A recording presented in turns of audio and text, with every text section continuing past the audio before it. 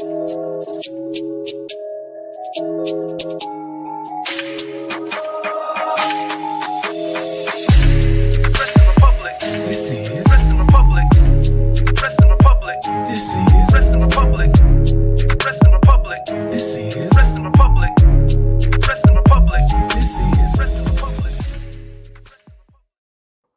is going on, everybody? We are back once again with another edition of Wrestling Republic's Off the Air. It's been a wild morning for a number of us on this show, and not only that, while we're hot, why would Instagram work at a moment like this?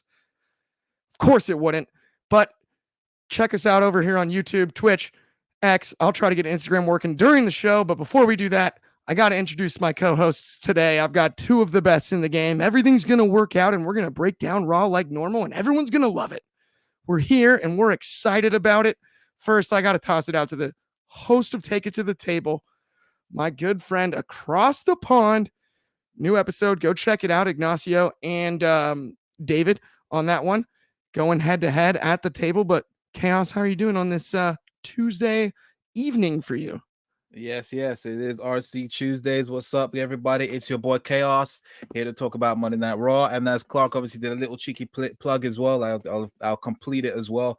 There is a new episode of Take It to the Table on the YouTube channel. Make sure you check it out after the daily. Get your daily dose of Wrestling Republic first, and I'm looking forward to talking about Raw, which was very interesting to say the least. But yeah, I look forward to getting into it. Definitely. And if you don't have plans on Tuesday, you totally do now, because you've got the daily here. And then up next, you check out Take It to the Table. And then after that, even in the evening, especially if you're in the US, if you're in the UK, I understand it is the middle of the night. But if you're up, who knows? Insomniacs unite. The Tuesday Night Delight, the man from the DMV himself, Shad and I will be on Off the Air tonight as well. But first, the daily today. How are you, Shad? Throw them twos up, man. I'm good. I'm here to do double duty. Like you said, it was definitely a busy day for your boy over here at work, but I'm here to put more fun work in. And definitely tune in tonight, man. If you're in the UK, I mean, come on, I stayed up for the Elimination Chamber. Yeah, I can stay up for, good old Off the Air, but or you can just run it back on tomorrow. Yeah, man, I'm excited to talk about Raw as well. I definitely got to say, tune in to that Take It to the Table episode. It's 2024. We got the presidential election coming up. That was kind of similar to a presidential election debate. So it is one that you might want to watch. I can't wait. It was no question. It was a debate and a half, as I would say. Took some extra work out of both. Took some extra work out of Chaos to mediate the entire thing. And if you haven't seen it, it's worth checking out. There's no doubt about it. My boy Chaos was really working to get that joint set up for a minute too. So for the fact that we got it set up, y'all got to tune it in. This is like finally booking Fury and Wilder. Basically, is like the same concept. We finally got the big matchup that we needed. It takes a lot of work to put matchups like that together. I think, no question. For sure. We've also got some comments over here. David Maj on YouTube with "This is Wrestling Republic." Absolutely. Bobby Batito with Shad can beat Max Caster in a rap battle. I think there's no doubt about that one. That's like, like, do we breathe air? Especially after collision, definitely you will wrap him up around his finger. Definitely after that collision, man, he would have got booed out. If he actually did that in the battle, that man would have got like booed out the arena with that. So he's lucky. His real name's Clarence. Went straight to real rich parents. No, but and then we've also got Jason, our good buddy Jason, over on Twitch with Happy Tuesday, fellas. Happy Tuesday, Jason, man. Hope you're doing well. Good to see you as always. Let's get into the show, though. Let's talk about it. Monday Night Raw. Last night, we've got Ripley, we've got Lynch, we've got the Liv Morgan situation. Could this be a triple threat or a four-way at Mania? What are we looking at here when it comes to the title picture? I, on my bingo card personally, ahead of last night, definitively had Becky Ripley either main eventing or opening one of the two nights. Now I'm entirely unsure. Shad, I'm going to ask you first. What's going on here with this women's title picture? Dude, I did not like the additions to other wrestlers into the storylines of that. I will be frank with y'all. I think Liv Morgan is an extraordinary wrestler. I think she does her job well. She's really good at this, but I have zero desire to see her in this title match at WrestleMania. The novelty is Rhea Ripley versus Becky Lynch. It's the passing of a guard. It's the new era versus the era before, the GOAT versus the upcoming potential GOAT. And Rhea Ripley has done such a phenomenal job being a stellar champion. The only thing that I would argue is that she hasn't had marquee victories within her reign. A marquee victory to me is beating one of the four horsewomen at WrestleMania, and to just add additional counterparts like a Liv Morgan and a Nia Jax. I don't like the idea of it. I feel like it may kind of be a bit of a, what are we gonna do? Maybe we might do this, we might do that, or maybe it just maybe filler feuds to lead into these Raws before Mania. But if we go into a triple threat match, I think we're doing a disservice to what could be a legitimate main event title match at Mania. I don't see a reason to have Liv in it, and I don't see a reason to continue Nia Jax and Becky as well. I know that Becky didn't get her, victory over Nia just yet. Maybe you can do that on the Raw, but adding Liv to the mix during this whole revenge tour stuff, I don't know. It's not. It doesn't make a lot of sense to me. I think we need to really focus on it being Rhea versus Becky as the main event for Mania, because that's what's gonna sell. When those two yesterday went face to face, you saw Rhea step up her in ring promo style, right? She really wanted to talk to her, and she really wanted to make sure she did not come out less compared to Becky, who is one of the best, if not the best, on the mic. Let's keep it like that. Let's make that the main focus. Let's not make it a triple threat match or a fatal four way. I kind of agree. Although the only thing is, where do you go after Mania if it's singles between Becky and Ripley? That would be my only caveat there. And I kind of just had an idea while we're here. Jade Cargill, we haven't heard much about. Maybe a debut match at Mania. Maybe we add one more. Keep adding as opposed to subtracting here. End up with a six woman ladder match for that belt. I wouldn't hate it. Have Ripley retain and dominate the match potentially. I don't know, Although man. that does kill all of her challengers, but I also think that that's a scenario where maybe if a challenger does win the belt, it doesn't look as bad, and then Ripley can chase as a babyface as the Judgment Day kind of dissolves. It, I'm I not totally sure. I think what I guess what the end goal is. I feel like if you're adding Liv Morgan, you're guaranteeing that Liv is gonna be the fall girl in the match, and that Becky is going to probably retain, and you're trying to protect Becky. I mean, not Becky. I'm sorry. Rhea is gonna retain, and you're trying to protect Rhea. But I just feel like Rhea deserves an opportunity to have a marquee win. She hasn't beaten anybody that is that high on the food chain during this title reign. And if you want to continue her as champ, then that's fine. Now, if you want Becky to be champ, that's cool too. I don't have an issue with it. But I feel like you kind of, what do you do with Rhea at that point? I think there's so much meat on the bone for Rhea Yeah, Ripley as champ. it's a very good point. And I think having Ripley go over just Becky in a singles match is more impactful because it leaves the rest of the division open, even if there are hints at it with Nia, with Liv, with other people chasing the title. I don't mind having Ripley go over Lynch to show how dominant of a champion she is. And that's a huge win, a huge feather in her cap. And then moving on from there, you still have other legitimate challengers. Whereas if she beats everybody at Mania, then who's next? Who comes out on Monday Night Raw and challenges Rhea Ripley? And that's one of the toughest questions. That's one of the toughest things about the Raw after Mania. And I think that's why we see so many returns. That's a conversation for another time. Chaos, I got to ask you your thoughts on everything here with this world title picture. What do you picture headed to Mania? And do you like the multiple women being inserted in the storyline? Nia Jax, we barely mentioned here, but still feels very much a part of it after last night's segment. Yeah, I mean, it I don't think it's building up to be a multi-man or a fatal four-way or a match. Nia Jax has had what, two chances at the title, hasn't succeeded. Liv Morgan, it wasn't like she got screwed out of opportunities. I mean, like she was second in the Rumble. She was second in the Elimination Chamber. She just got caught short. She doesn't really. They both don't really have a case to try and be inserted into the match at Mania. What I think will happen is that it will still be a singles match between Becky Lynch and Rhea Ripley. It wouldn't surprise me if Liv Morgan costs Becky Lynch the opportunity. Like she gets so close to it, but Liv Morgan interferes or does it's gonna be a dusty finish, if you will. And then Rhea Ripley is going to retain. I agree. None of them are going to be a viable person to take the title. Me personally, I would rather Rhea Ripley lose the title via a cash in. I think she's like I said, there's a lot of still a lot of meat on the bone for Rhea Ripley's title reign.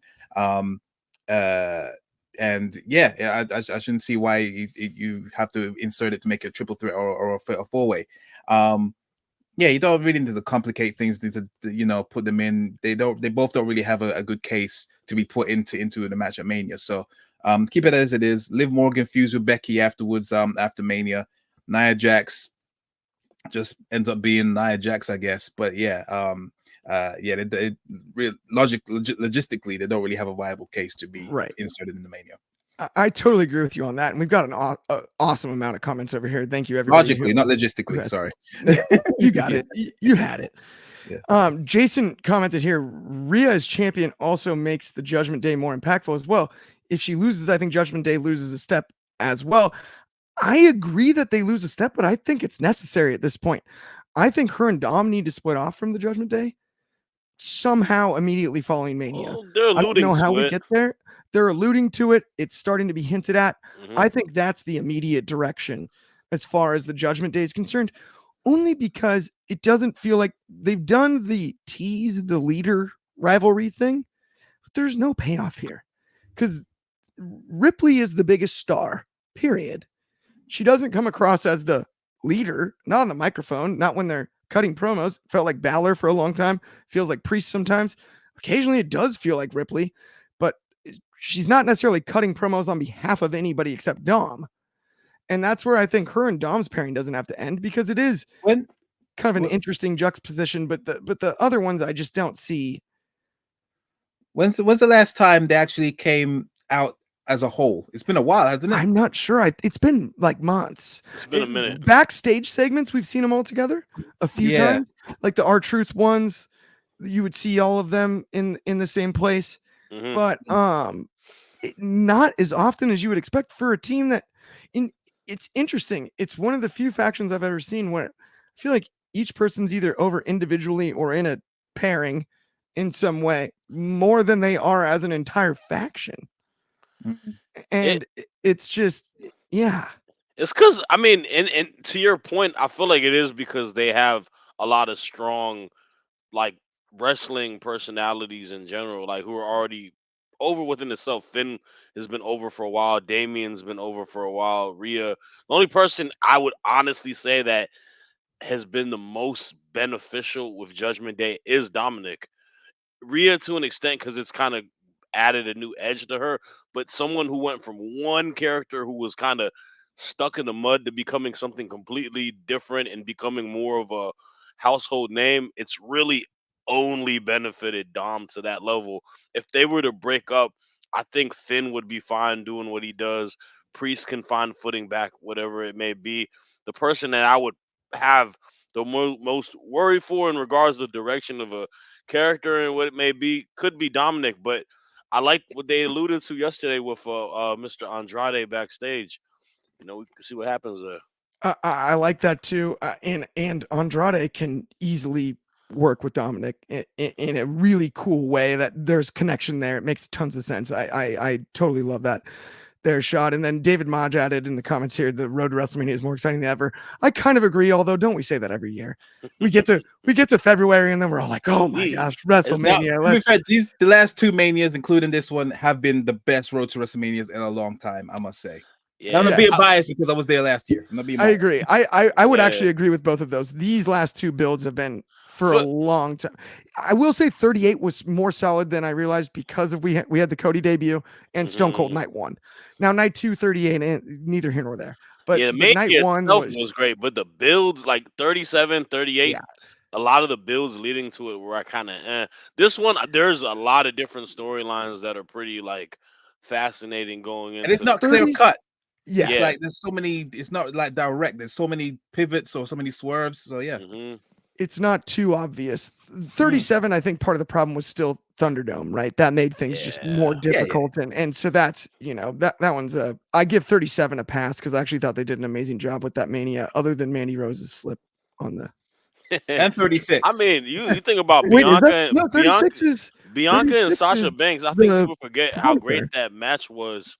That was 37, right? Bianca and Sasha. Yes. Yes. Yeah, That 37 match, is the slip on the entrance ramp, right? yeah, Because it it was rained because it at was Raymond raining. James. Yeah, amazing as that build was, and we'll get to the topic next one. My bad, but the build to Bianca and Sasha was not a good build. It wasn't. It was It was a terrible. horrible build, but the Yeah. match was It so was. amazing The that you delivery, completely forget the build was. You forget about the Yeah. build at all. So Yeah. they did a heck of a job of erasing some average build by just making it feel like a must see attraction in that main event with the way the crowd reacted and everything and the way the match was wrestled. It was brilliant. yeah, Absolutely brilliant. Okay, let's move on though to Sami Zayn and Shinsuke Nakamura, two people who do have Mania history.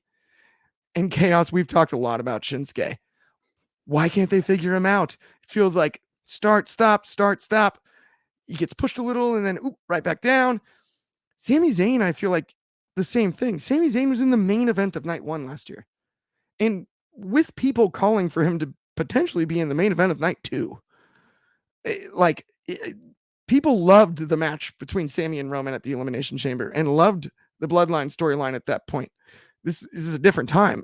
It's obviously ancient history. I can't say haluva kick without saying it was a hell of a haluva kick because it just cracks me up every time I say it. It was. And that's how he goes over. I get it. But I mean, what is both of these people should be on the WrestleMania card. Sami, though, needs to be in a spot. Sami needs to be in a spot better than this. I do not understand that. And that's no knock on Shinsuke, but Sami Zayn needs to be in a at least upper mid card spot. I don't know. I thought the match was solid. It was exciting. I mean, it's Sami Zayn and Shinsuke. It's two of the most talented guys on the Raw roster. But Chaos, I got to ask you your thoughts on the match and the direction headed to Mania between both. Yeah, I mean, the starting off with the match was solid. I mean, they have great chemistry. Even obviously, we all know about the awesome match they had back in NXT. Obviously, this is different times now. Obviously, on the main roster, the first match last week was the week before, whatever it was. That was fun as well. And yeah, like even though, yeah, I agree. He was in the main event of night one last year, and now he's just lost. But the thing is, the fact that they are actually acknowledging it, they have plans for him. Obviously, I don't think he's going to be in the world title picture. Obviously, everyone was kind of hoping that might be the case, so he somehow slips his way into the Elimination Chamber. But no, I think he will get another WrestleMania moment. I don't think they have forgotten about him. These are one of the storylines where I'm happy to just, instead of predicting it, I'm fine with it playing out and see what they're going to do with him. He's most likely going to be entered somehow into the Intercontinental Championship picture, because he's having like recent interactions with him, with Gunther. That's the only place I can kind of see him being entered in, and especially him being the underdog and with other people trying to vie to be entered to face Gunther, like Bronson Reed and Chad Gable. I'll be totally fine with having a multi-man match. But obviously my worry is just like, would they actually risk running two triple threat matches for the IC title, two WrestleManias in a row? I was discussing it with my friend, and they said the last time they've done that really is with women's titles, but this was like when Jazz and Trish and Molly Holly was around. So I'm just like, yeah, that's the women's title, and obviously that was back then. But I'll be still happy here for it. I'm more vying for a multi-man ladder match. I'll be so happy if they started to bring that back for the IC title. But yeah, I'm the fact that actually acknowledging that he hasn't got a place in WrestleMania, there's going to be a decent payoff for him, and it's something that is going to catapult him or build him up to eventually win the World Heavyweight Championship. Yeah. My early prediction is for him to actually finally win the Money in the Bank. and that's where he's gonna get the big one. I would love that. That is my prediction for it for Money in the Bank this year. But yeah, we'll see how it goes. I'm not worried at all. The match was great win for him, and that would he would just use that confidence to somehow get himself to face Gunther, because the question is it going to be one-on-one or multi-man? That we'll just have to wait and see. I like Sammy Gunther one-on-one or multi-man because of the in-ring psychology part of it. Sammy can play cat and mouse with almost anyone, and he can do it as both a heel and a face in a way that I think is brilliant. That's one of the best things about Sami Zayn is not only is he great on the mic and he's charismatic, but he can, I mean, I look back at one of my favorite matches from the pandemic was a three-way ladder match for the IC title. Speaking of the IC title, Sami Zayn, Jeff Hardy, and AJ Styles.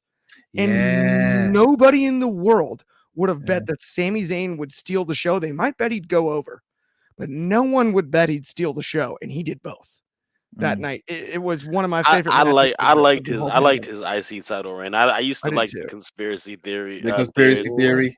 I You love still ain't got a that. documentary. Where's that documentary? I want the doc. Release the doc, Sammy. Y'all We want are the documentary. They're against me. I used to. It was good. Bobby Petito added he agrees about the Sami Zayn as a potential opponent for Gunther. Jason added, do they have Sami versus Shinsuke at Mania ladder match for number one contender for we can't really do a ladder match for number one contender because that'd be a contract thing.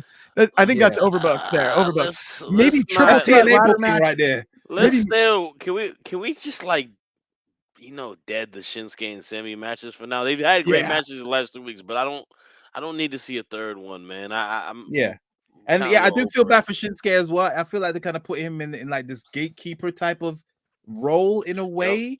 Yeah. It's I think it's too early for that. He has so much to give. So yeah, it's weird. He's definitely not going to be at Mania. He probably will be in the Battle Royale, and that's it. It. Absolutely. And really quickly before we move on, I gotta say, we've partnered with Next Level.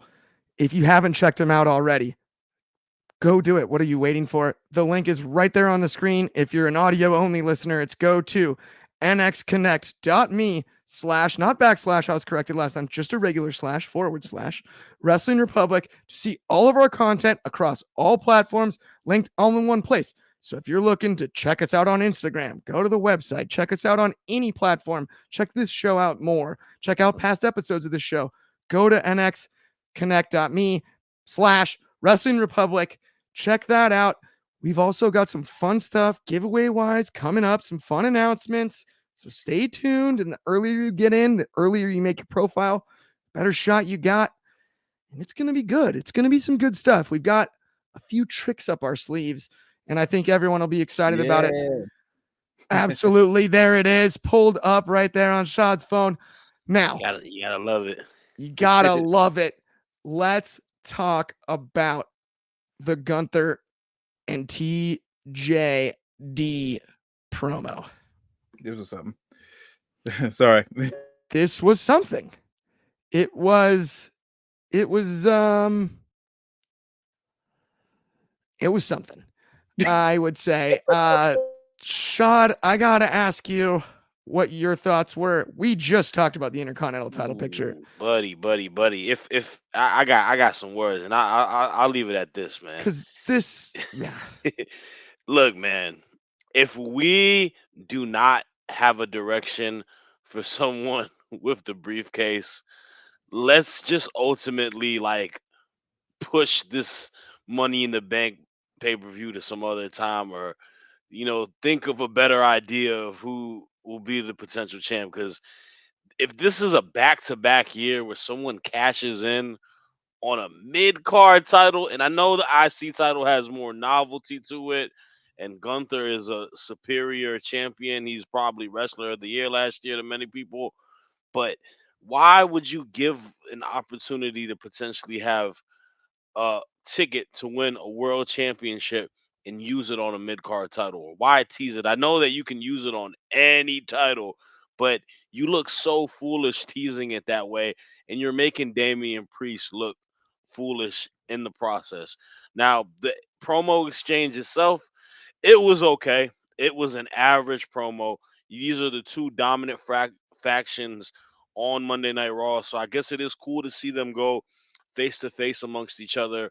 But just the idea of him saying that we're gonna get that IC title off of you, or even the idea of Dominic going against Gunther. I like Dirty Dom, but that's not a match I want to see. The only thing that I could possibly come away with this is that we are going to lead to this feud, and it's an opportunity for Imperium with Ludwig and Vinci possibly beating Priest and Finn Balor for the tag titles. And maybe that's the Mania match. We get Judgment Day versus Imperium, and maybe they lose it then. And maybe that's the time frame where Priest is going to be like, I need to get gold back. I need to get gold back. And he cashes it in. Now, who he cashes it in on, I'm hoping it's not Gunther, bro. It can't be Gunther. It's one of those cases where I would be one super upset that his title reign gets either lost in that fashion, or two, this man pulls an Austin Theory and loses his briefcase on on a mid card title to a high class, because that's what it was last year, right? Seth was Yep. the U.S. champ. Seth was above the title. Gunther is above the IC title at this point. And I think that's the issue with finding a viable competitor, because we don't know who it should be. We don't know who should beat him. You've built this guy to be such a beast. You don't know who's gonna take the title off of him. That's why we're pulling strings to a Jay Uso, who I think is above the IC title grade, a Sami Zayn, who I feel is above the IC title grade. But it's a really confusing time frame right now, because he is above that title. It's just Gunther with gold at this point, and it's hard to have him lose because you built him to be so superior. 100%. And I couldn't agree more. Not only that, think of it this way. So you've got a briefcase that secures you a title shot at whichever one you want, right? You have an injured world champion, and you're cutting a promo about potentially cashing it in on the mid card champion who hasn't lost in like 5 years. Hmm. Like, it's like He don't lose. logically, it He, doesn't make sense. This is what makes me really believe that he's actually being smart. He wants to cash in at the biggest stage of them all. He wants to do it at Mania. So I think it's not about taking advantage of an injured champion. He wants to do it in front of millions of people around the Yeah. world. So that's why I'm kind of that's what I'm hoping they're gonna do. If he cashes it on Gunther, he's an absolute idiot. But He's yeah, an like idiot. that just shows that Triple H does not care about Money in the Bank. That but just it's shows. so to the point of this, right? Is Damian Priest a viable champion for the WWE, whatever that title was called, the one that Seth has? He could have been the World Heavyweight Championship. I think he could have been after the Money in the Bank stuff and like the build that he was on. And then But now he's everything not, got. right? No, he's not. Because And this that's is the problem. his, We ran yeah, ourselves into trouble hanging on to the exactly. brief. This is Otis with the lunchbox.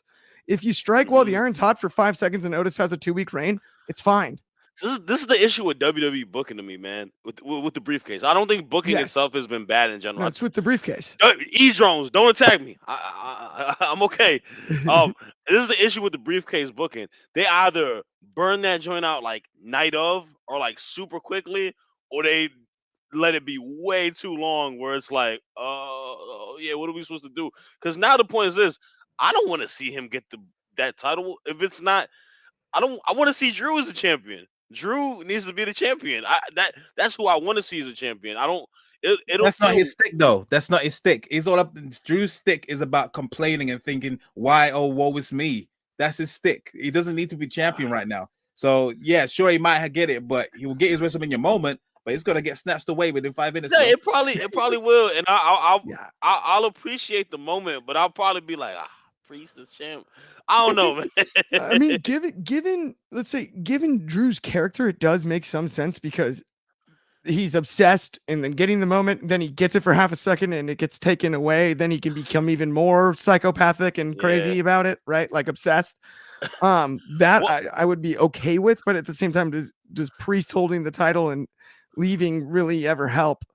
I don't know. one last thing before I say it. I think Damian Priest is IC like a viable intercontinental champion. I think he's built for it. I just think if he wins it in this direction, it is the dumbest thing that they can do. Yeah, it doesn't. That- That's all. They will likely lose the championships, the tag team titles at Mania, and then he's gonna cash in later. Yeah, That's I what think happens. that's what's gonna happen. Yeah, that's what's gonna happen. It, I don't know who he's it, gonna lose it to. But no. it's a mathematically difficult situation. Yeah. It's like you can't. I mean, it's brutal, and I feel bad for Priest because Money in the Bank is coming up pretty quick. Like, Exactly. you only get it for a Yeah. year. Okay, what would be really interesting is if he runs out of time. I actually wouldn't hate that if he like gets to the point where it's like, But they haven't dude, announced when Money in you the Bank. gotta cash it in. Money in the Bank was June last year, so he has until June. So June, yeah. they could actually play around with the date, and then Priest, we in spring, bro. Times are ticking, baby. It's wild. Yeah, maybe he cashes in on Ripley. Never mind, I'm kidding. That's how you break up the Judgment Day. That's crazy. Totally kidding. Although that might be more entertaining than if he does it on Gunther. I'll that's neither here nor there. Let's talk about, speaking of Gunther, let's talk about Imperium against the New Day. This is a tag team matchup that I really enjoyed. I always like seeing the New Day in the ring, and I always like seeing Imperium in the ring. Imperium, I think, needs to be pushed way to the top of the tag team card because they work as well bell to bell as any tag team in the game. And we don't really have many tag team challengers right now for the belts. So I have no issue with Imperium going over. I get that Ludwig is slightly more over than Vinci at this point as far as the tandem is concerned, but they still work excellently in the ring. I enjoyed the match. Ludwig gets the pinfall on, I believe it was Woods he pinned, correct? But either way, is this Priest's first matchup? Is he wrestling Imperium at Mania or no? Because with the tag team titles, are they going to be defended, or is that just not on Mania 1 year after main eventing night one? That's where I'm lost on this. I felt a little random here. We'll figure it out. Talk to me about it, Chaos. Regarding the tag team title situation, while it's still fresh in my head, I think they're just gonna do some random thing where they're gonna put all the tag teams in one match, and then the winner is gonna face Judgment Day at Mania. I think they're gonna do that probably the week prior to Mania or something. They always do this kind of randomness, and then I mean, there was a lot of momentum on the Creed brothers, and then now they've completely just vanished. I don't know what they got Thanos into obscurity, but we'll see what happens there. Going back to the match, Imperium and New Day, they have great chemistry. I have no issues with this match. It started off a bit slow for me, but I loved how they came out in the hometowns hockey team attire, and then they started brawling, typical hockey fight style. And then I don't know what it is. When I see Imperium beating on the New Day and they're black, I felt kind of uncomfortable. I don't know what it was. When I saw the kendo sticks come out and he was just whipping them, I was just like, there's some added venom to this stuff. I don't know if I should. I don't know why I feel like this. But anyway, it was It was fun, and they got their revenge later on. They were beating the hell out of Ludwig Kaiser. Vinci looked more aggressive in this one as well. I remember he completely just flattened Kofi Kingston at one point, and Xavier Woods. But yeah, the match was fine. The table spots were good. The Imperium got the win. Where does it go from there? I don't see them being as viable tag team contenders right now, tag team championship contenders. I don't know what they're doing with Imperium right now, and even I do with New Day, I don't want to see them around the tag team title picture anytime soon. They've given us enough title reigns with them. So we'll see what happens there. I thought it was going to build up to something maybe with Big E returning, but obviously that's not on the cards anytime soon. So but yeah, the match for it was. I'm glad this is hopefully a definitive finish to their feud, and then we'll see where it goes from there. But yeah, great match all around. I thought so too, and a great match, and I love the insight there too. Although Bobby Petito does agree with the Imperium should be the next team to wrestle against Judgment Day. I don't hate that. I really don't, because there aren't that many tag team challengers, and I'm not saying that it is heel. It is heel. That's the tough part. But at the same time, I don't hate it. If No, you're I gonna do don't it, either. they're the I hottest don't. tag team on Raw, I would say, outside of the Judgment Day, right? I mean, realistically speaking, That'll elevate them too. we've got a few more comments here. Oh, David Maj agrees with Bobby. Orton should take on the Young Buck Logan Paul and take his title. Yeah, I couldn't agree more. And not only that, having Logan Paul in there with somebody as good as Randy Orton is very helpful, right? As great as Logan's been, you don't know the day where his inexperience finally does show. And if you And continue to put him in there with guys that are veterans as they have, he can only get yeah, better and better. and also if you want to have another Mania moment with a memorable RKO like Seth Rollins and Randy Orton, Logan Paul is your guy to get that. He wants that viral moment. So yeah, I'm hoping for the table spot out of nowhere. And yeah, I'm the cool with jump that as from the well. ropes, announce table, up, catch him through the announce table. Talk to me. Let's go. Like a video game spot. I'd be all over that. We've also got Matt, good buddy Matt, in the comments with good afternoon, everyone. What's going on, Matt? Good to have you as always. Okay, let's talk about our next topic, our second to last topic of the afternoon here. Let's talk about Drew McIntyre and Seth Rollins. This is the direction. Drew wins the Elimination Chamber. This is the big promo we've all been waiting for. I feel like this is a match that should and could main event night one. Easily, if not open night two. I don't know card placement wise how we handle all this. Everybody wrestles 5 times. I know it's not literally 5, twice, but still, I don't understand card placement wise how we're going to navigate this. Given that this should be a bigger deal, it's the world title on Raw, one of your flagship shows. And I loved the promo. I love it. I love both guys. I think this rivalry should be a bigger deal. It's been overshadowed by The Rock, Cody, and the Bloodline storyline, and it's unfair to Seth and Drew in some ways. Shad, I got to ask you about it. What are your thoughts? Yeah, I mean, the build to this is gonna be incredible. I love Drew McIntyre, coming in there, continuing being hater of the year, taking his jabs at CM Punk, saying that he had a broken eardrum. Doctor said you might miss Mania. What am I, CM Punk? It's amazing, Oh, but I think he's really in his bag right now as a heel.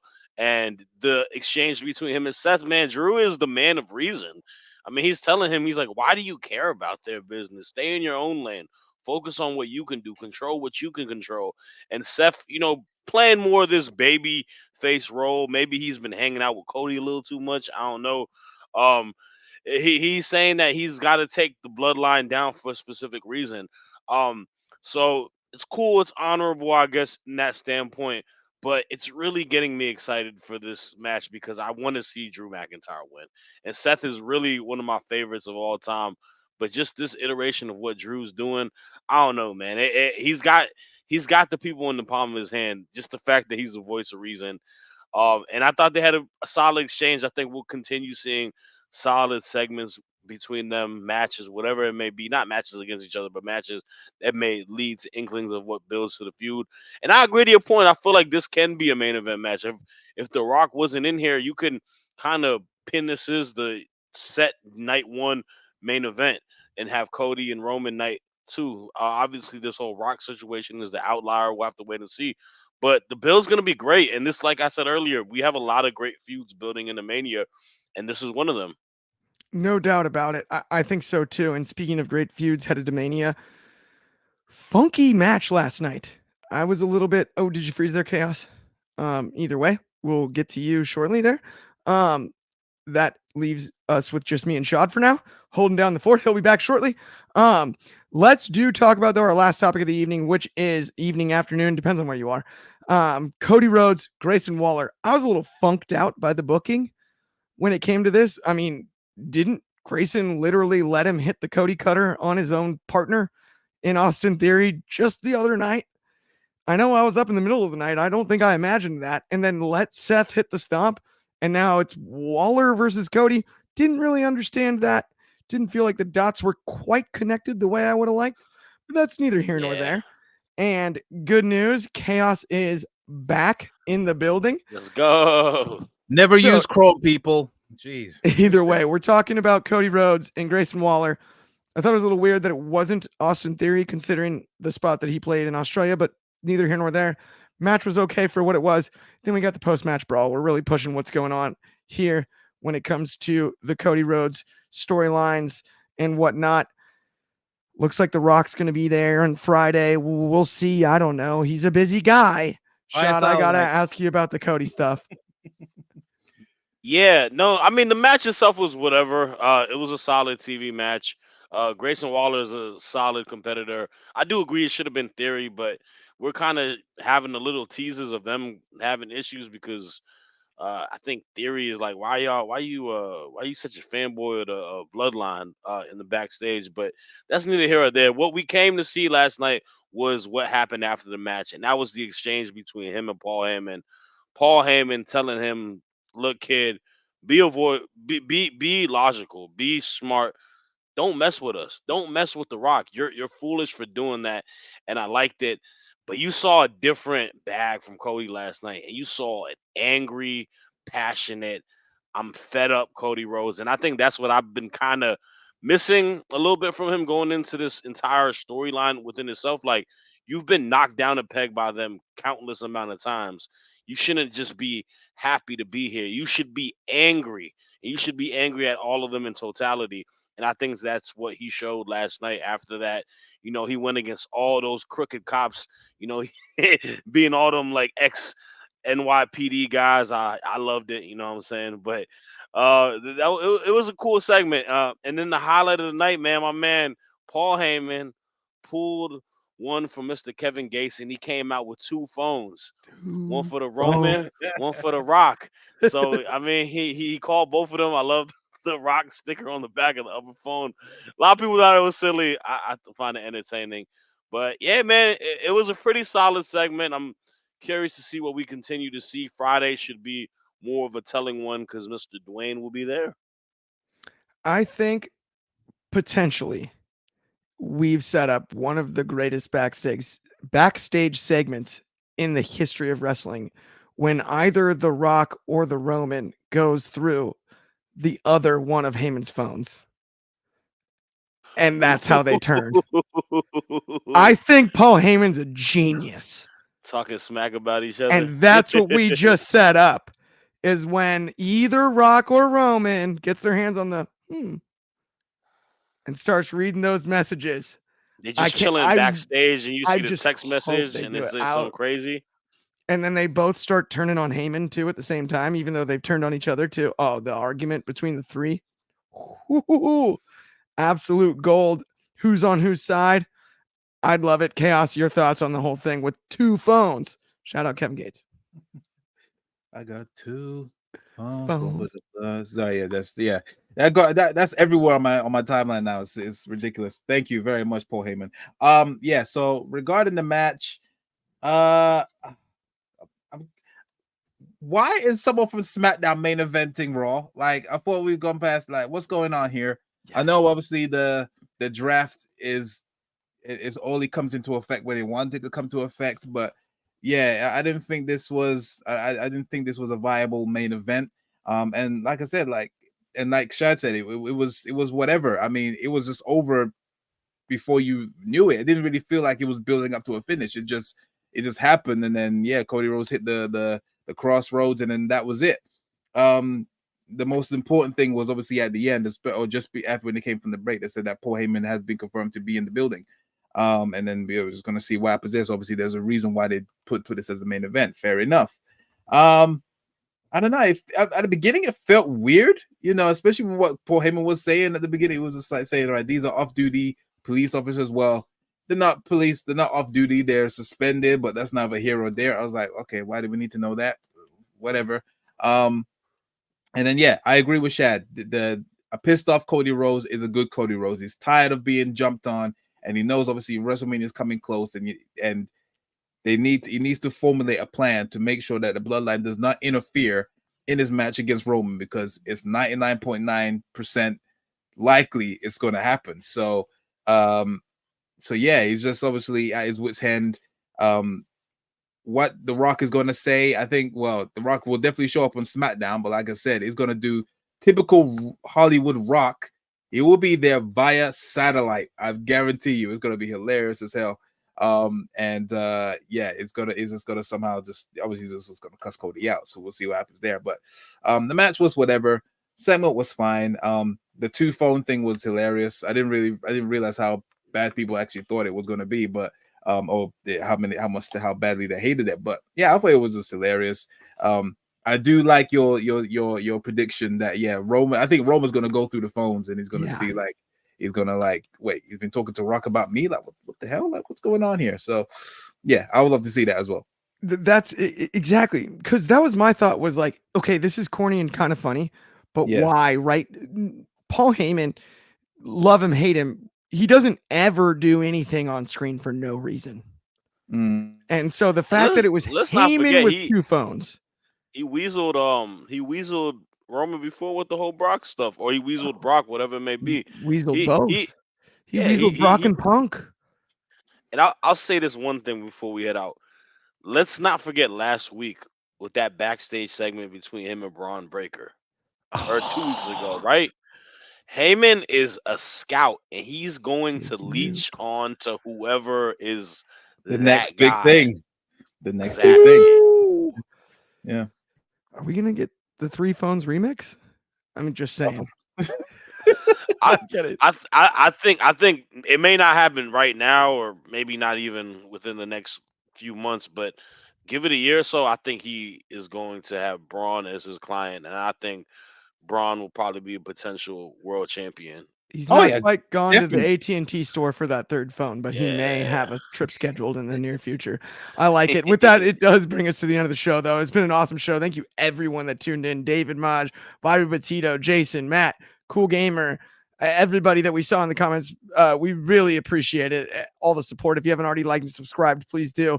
We will be back tomorrow. Same time, same place. Actually, 10 minutes earlier, but neither here nor there. And then tonight, if you have no plans, you do now. Tune in off the air. Me, Shad, Drizzy, immediately following NXT. That's 7:15 Pacific, 10 in the East. That's 9:15 in Central Time Zone. Of course, it's 4:15 in Hawaii. And then if you need to kill some time between then, take it to the table. Readily available, ready to go. Go check that out right now. Thanks so much, and we'll talk to everybody soon. Yeet.